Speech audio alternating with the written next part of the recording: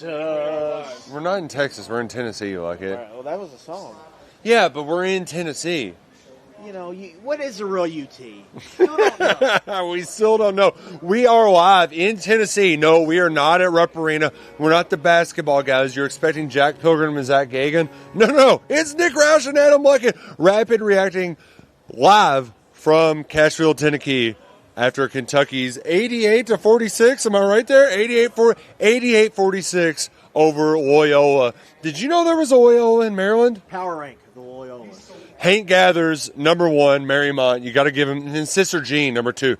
R.I.P. Sorry, Sister Jean. I'm giving Hank Gathers, number 1, Maryalnd. They were scoring 120 points a game. Sorry, Loyola, Chicago. I know you went to a Final Four. Not as good as scoring 120 points per game.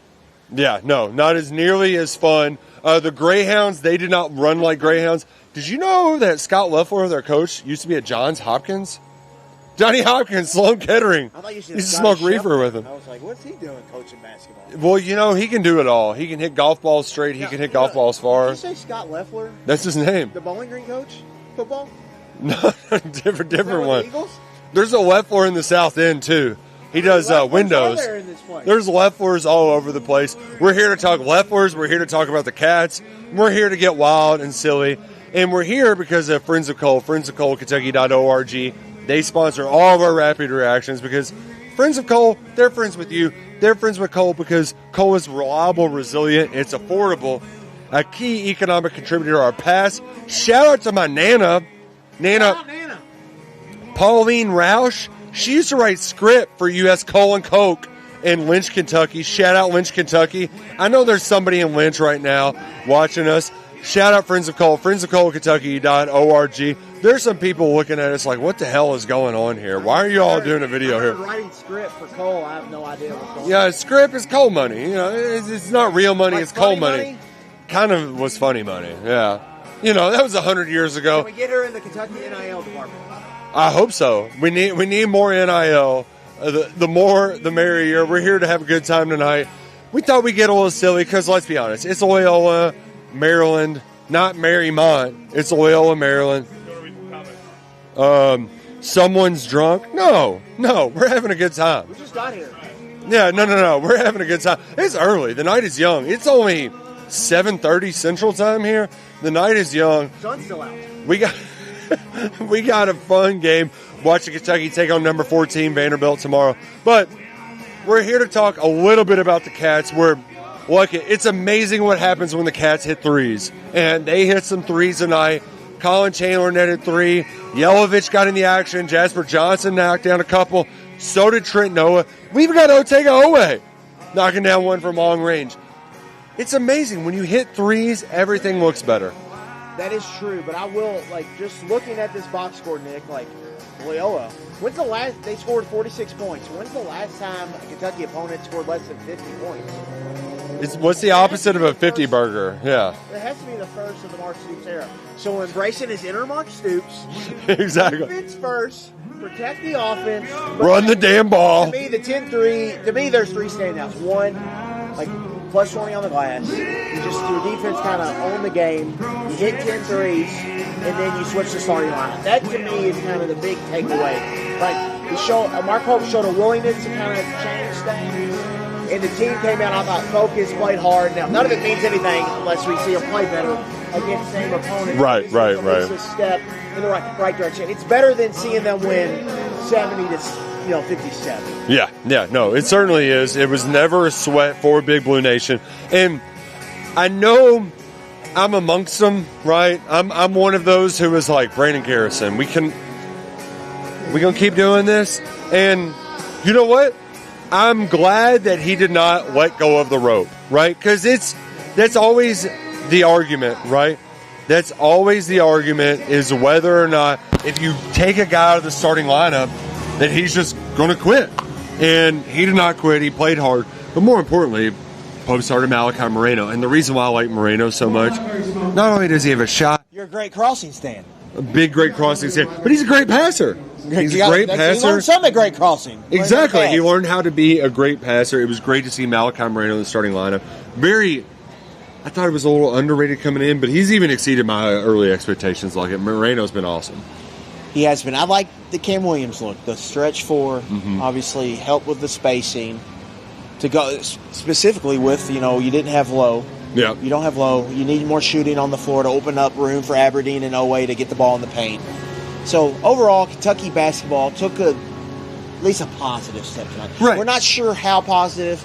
Took a positive step. But while we're here in Nashville, it's not to cover. I'm surprised there's not Diego Pavia's banners. Yeah. Why are there Titans banners? I thought they didn't like the Titans here. Kurt Franklin told me they hated the Titans here. What's going on? I actually saw a Nico volleyball jersey here. So we had a Nico volleyball jersey here. And while we're at it, why don't we bring in Nico's number one fan? SEC Mike. SEC Mike. Michael Bratton, you know from that SEC podcast. He's a friend of the program.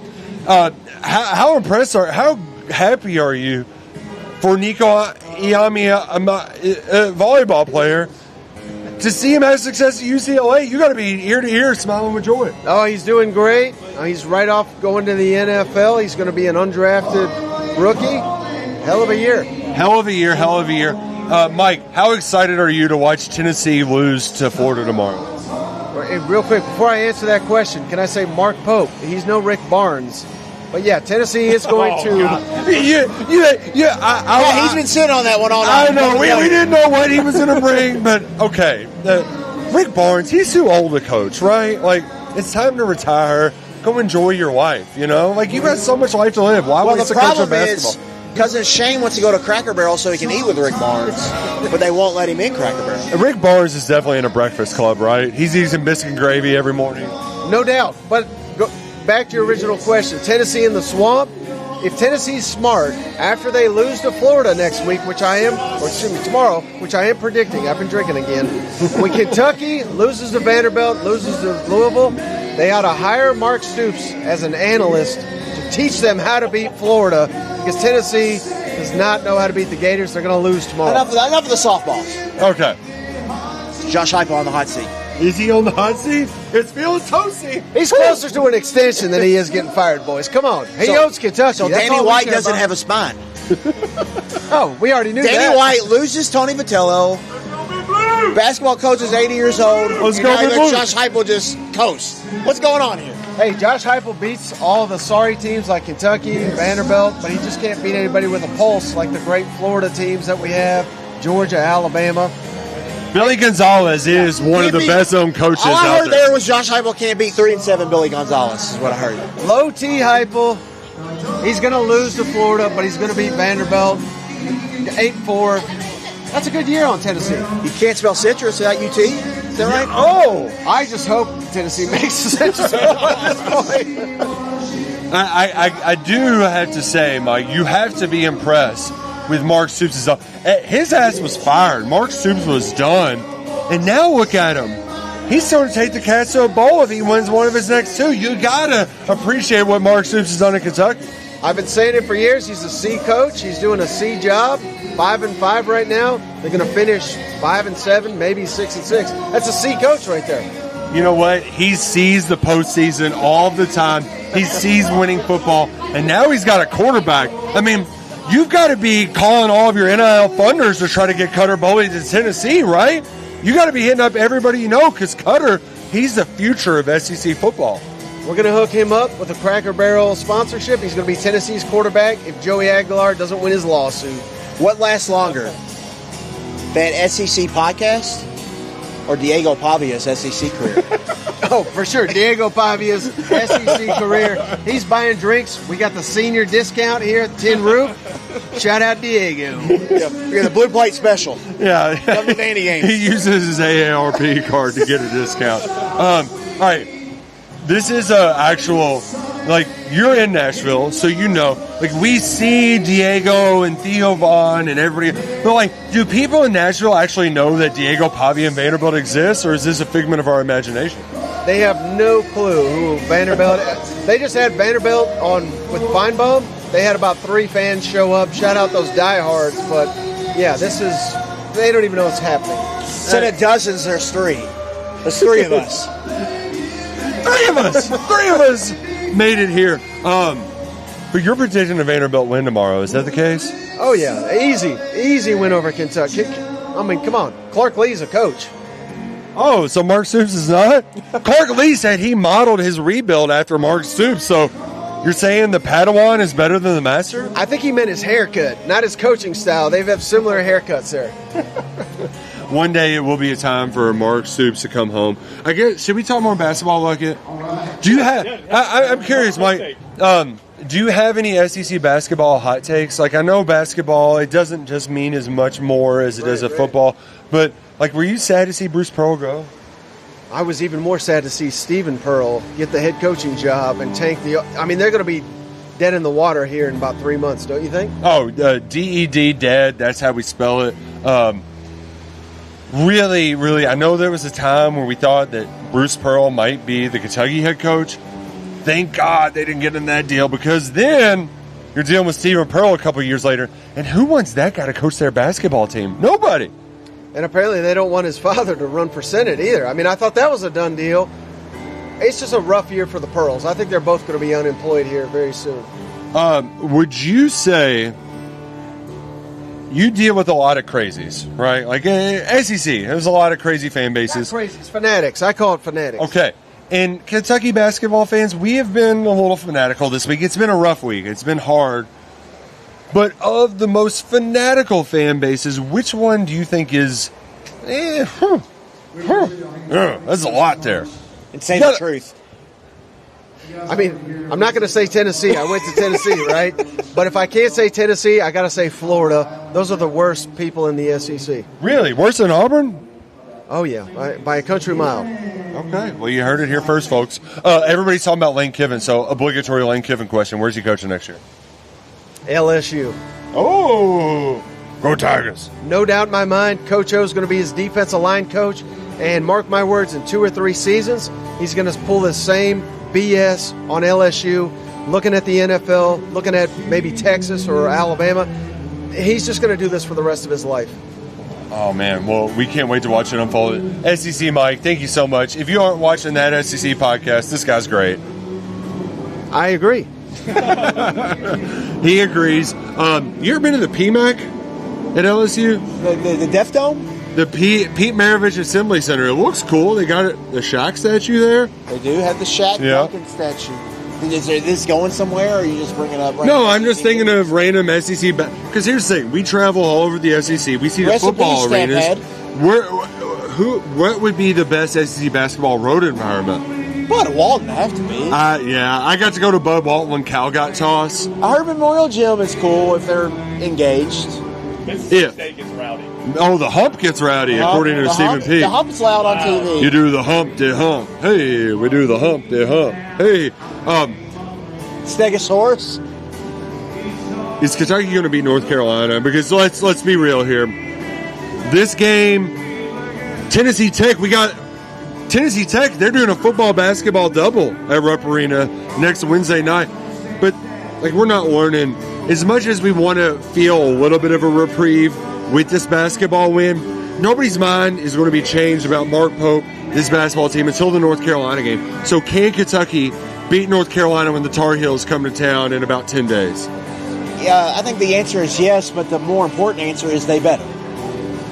That is very much, it almost feels like a bellwether for the rest of the season. Can you rally the troops? Can you play hard-nosed defense? Because here's the thing. We knew going into this that Mark Pope wasn't a defensive coach, right? Like, it was all based on the offense. And his goal this offseason was to get athletes who could raise the level of their defensive play.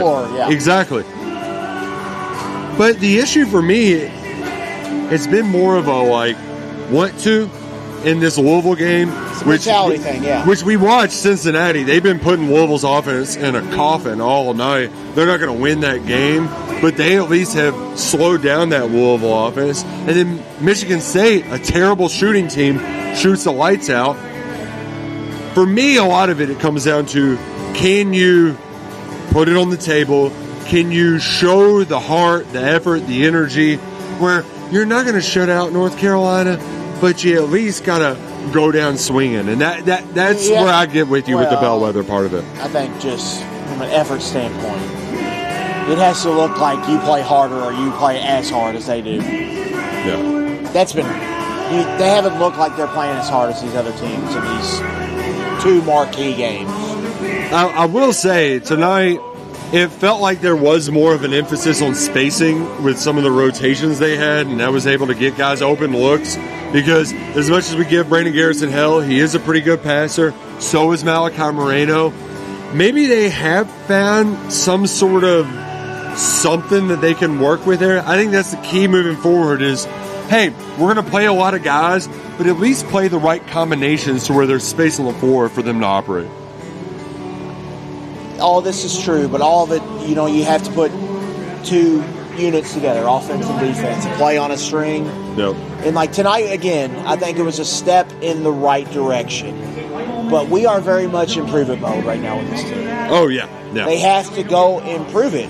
You look at the roster, I think there's reasons to believe that they have that in them, but they have to go and do it. I think it was a nice response after, getting hit with a pillowcase full of rocks of adversity this week. But you've got to go and do it. So we're in a holding pattern here, Nick. Yeah. It's like football, you play. It's like you lost. It was like the South Carolina game almost. Yeah. Right. You don't play anybody. You have a bye week, and you're just sitting there for a while. You got to sit in the stink. We're sitting in the stink right now. We'll see what they can do because North Carolina, Indiana, Gonzaga are all coming up, bang, bang, bang, and then St. John's, and then stuff gets real after this next game against John Pelfrey's group. So shout out to McCoy. Man, they really started cranking the music around there, which means that they're telling us that we need to get the hell out of here. It's like the Oscars music. We got to wrap it up. This was silly. Slam, it was ridiculous. Bam, I'm feeling all right. He's feeling all right. We're going to feel all right tonight. Hopefully, we're feeling good when we do a rapid reaction tomorrow after Kentucky plays Vanderbilt. 3:30 on ESPN. The Cats are 9.5, 8.5 point dogs to the Commodores. Hopefully, Kentucky can spoil Diego Pavia's senior day. That's TBD, but hopefully we're having a great time on Saturday. Thanks for hanging out with us in Nashville. Shout out to friends of Cole. Shout out to the Cats for getting it done against the Greyhounds tonight. We'll see y'all tomorrow here on the KSR YouTube channel.